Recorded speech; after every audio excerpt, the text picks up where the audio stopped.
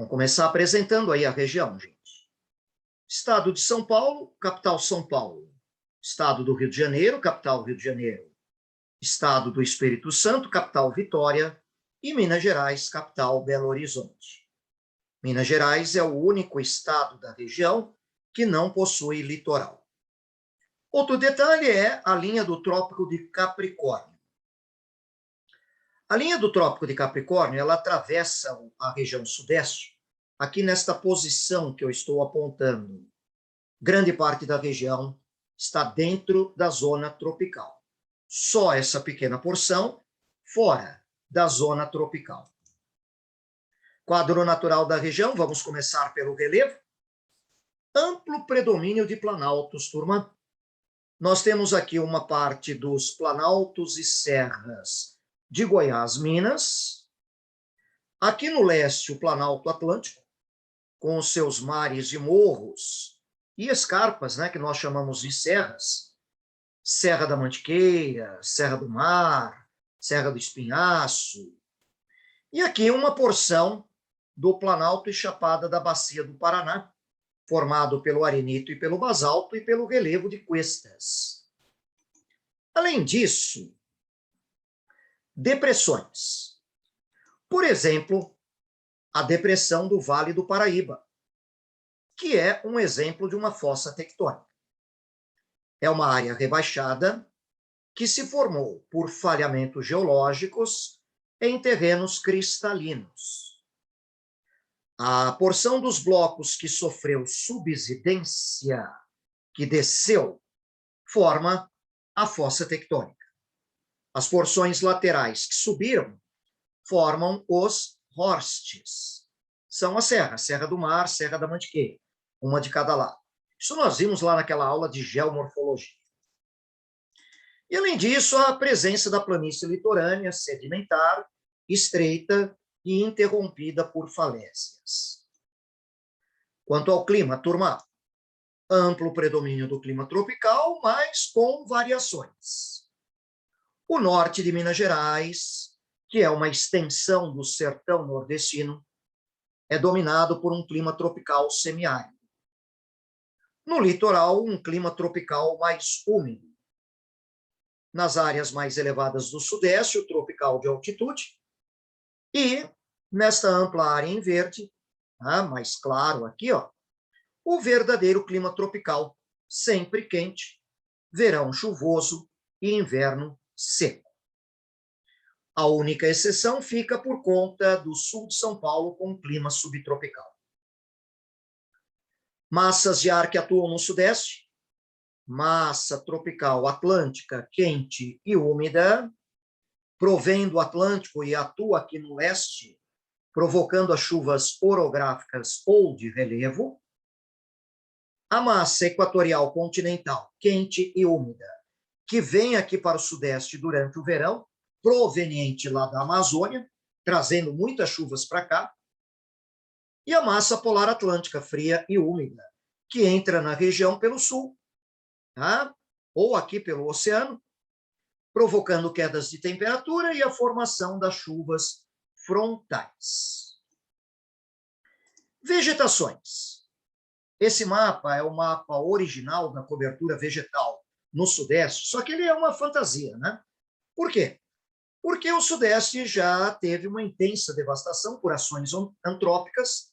Ao longo de vários séculos, essas vegetações foram sendo retiradas. Tá? Poderíamos destacar aí a Mata Atlântica, o Cerrado e os mangues. Mangues no litoral. O Cerrado, esta ampla área aqui, ó, só que muito retirado, tá? E a Mata Atlântica, esses dois primeiros itens da legenda aqui. A floresta tropical úmida de encosta, verdadeiramente é o que sobrou da Mata Atlântica, ocupando as encostas do Planalto Atlântico voltadas para o mar. Correto? Muito bem. Aí, então, vejamos a hidrografia, turma. Como nós temos predomínio de planaltos, predominam rios de planalto com um elevado potencial hidrelétrico. Nós temos aqui a Bacia do São Francisco, a Bacia do Paraná. Moçada, esses triângulos verdes aqui, ó, são usinas hidrelétricas, né? O aproveitamento hidrelétrico é muito grande, em especial aqui na bacia do Paraná, né?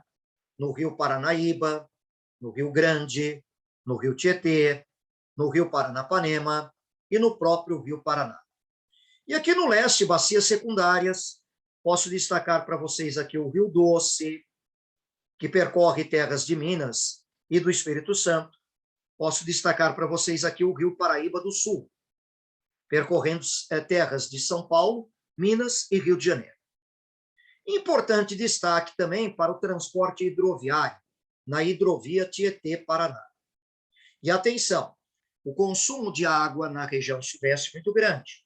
Então, é uma região que tem que estar muito atenta para a relação entre a disponibilidade de água e o uso de água, né? Para não haver escassez, para não ocorrer também o desperdício ou a perda de água. Ok? Muito bem. A região sudeste ela é a região brasileira mais populosa, com a maior população absoluta, mais povoada, maior número de habitantes por quilômetro quadrado e com a taxa mais alta de urbanização. O Sudeste tem uma hierarquia urbana completa, todos os níveis da hierarquia urbana. É aí no Sudeste que está aquela megalópole brasileira, lembra que nós já vimos? Reunindo a Grande São Paulo, região metropolitana da Baixada Santista, de Sorocaba, de Campinas, do Vale do Paraíba e Litoral Norte, da Grande Rio de Janeiro. Tá? Perfeito? O IDH da região é elevado, mas há bolsões de miséria, há desigualdades socioeconômicas na região. As áreas de menor concentração populacional no Sudeste coincidem exatamente com as áreas mais pobres da região. E aí eu apresento aí para vocês o norte de Minas, que é uma extensão do sertão, o Vale do Rio Jequitinhonha, no nordeste de Minas, o norte do Espírito Santo, o sul de São Paulo, no Vale do Ribeira de Iguape, e esse canto de São Paulo, conhecido como Pontal do Paranapanema, que historicamente foi marcado por conflitos pela posse da terra. Taxa de natalidade e crescimento vegetativo reduzidos. As regiões metropolitanas, elas já estão saturadas, né, na sua infraestrutura, no seu mercado de trabalho, e, consequentemente, perderam parte da força de atração de imigrantes que tinham anteriormente. Muito bem. Na economia do Sudeste, vamos lembrar que o Sudeste tem a maior economia do país, a mais complexa, mais completa, maior participação no produto interno bruto. Temos um setor de mineração aqui no Sudeste importante, com maior destaque para o minério de ferro e o manganês, lá no quadrilátero ferrífero em Minas, a bauxita, por exemplo, no sul de Minas, o petróleo e o gás natural na bacia de Campos e na bacia de Santos, da camada pré-sal. Aí os destaques, portanto, da mineração. Aqui apresentando para vocês, né, um mapa que salienta aqui, ó, a região do quadrilátero ferrífero, né, que envolve parte da região metropolitana da Grande Belo Horizonte, o que acabou levando, né, à concentração de indústrias siderúrgicas, como, por exemplo, a Companhia Siderúrgica Paulista, a Companhia Siderúrgica Nacional, em Volta Redonda, a Usiminas, em Ipatinga, ferrovias para movimentação de minérios e do aço, como a Estrada de Ferro Central do Brasil, a Ferrovia do Aço, a Estrada de Ferro Vitória-Minas, e o Porto de Tubarão, em Vitória, no Espírito Santo. A pecuária na região sudeste é muito boa. É uma pecuária melhorada, né, de qualidade excelente, de alta produtividade, né, muitos tipos de criação de animais, com maior destaque para bovinos, suínos e aves. A pecuária bovina de corte, ela tem alta qualidade no Planalto Ocidental Paulista, ou seja, oeste de São Paulo, e na região do Triângulo Mineiro. E a pecuária bovina leiteira, de grande destaque no Vale do Paraíba, tanto em São Paulo quanto no Rio de Janeiro, e no sul de Minas, o Planalto Sul Mineiro. A nossa agricultura aqui no Sudeste, gente, ela é moderna, ela é ampla, ela é diversificada, tem de tudo realmente, atende mercado interno e externo, é praticada em pequenas, médias, grandes propriedades, né, com policultura, com monocultura, né, com mão de obra permanente ou temporária. Alguns grandes destaques aí, turma: cana, café, laranja, soja, algodão, banana, cacau, trigo, feijão, muito mais e muito mais. Tá? Realmente é uma das agriculturas mais diversificadas do país, é uma das mais produtivas do país. Aí, só para ilustrar, uma área de cultivo de café em Minas Gerais. Minas Gerais, que é o maior produtor e exportador de café do Brasil. Muito bem. Seguindo adiante, ainda na economia, vamos lembrar da indústria, né?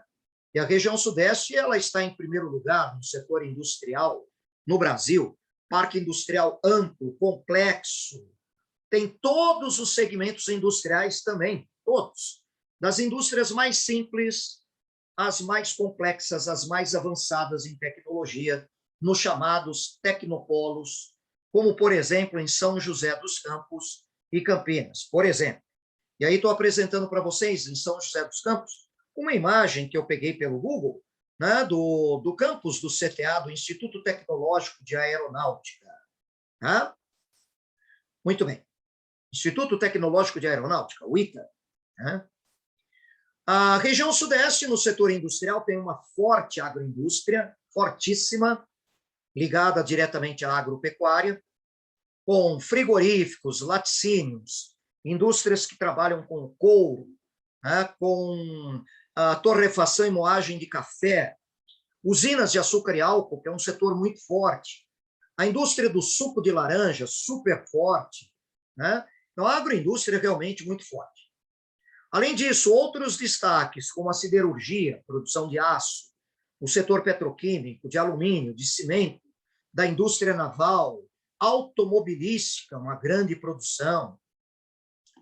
Além disso, o Sudeste tem o mais complexo setor terciário do país, setor de comércio e serviços, tem a maior concentração financeira em toda a América Latina.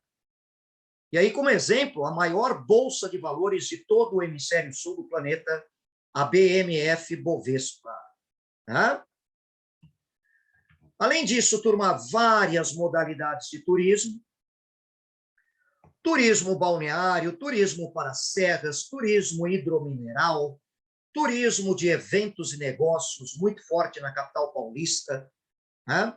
Então, tem ecoturismo, muitas modalidades variadas aí de turismo, certinho? E uma rede de transportes, uma infraestrutura de transportes muito complexa. Ela não é perfeita, mas ela é bastante complexa. Afinal, a região depende de uma logística eficiente e complexa, né, com rodovias, ferrovias, hidrovias, portos, alguns dos maiores portos do país, os maiores aeroportos também do país. Tá? Então, realmente, é uma economia muito dinâmica, muito complexa, né? Grande destaque realmente no país, na América Latina e como grande destaque também no hemisfério sul do planeta. Tudo bem?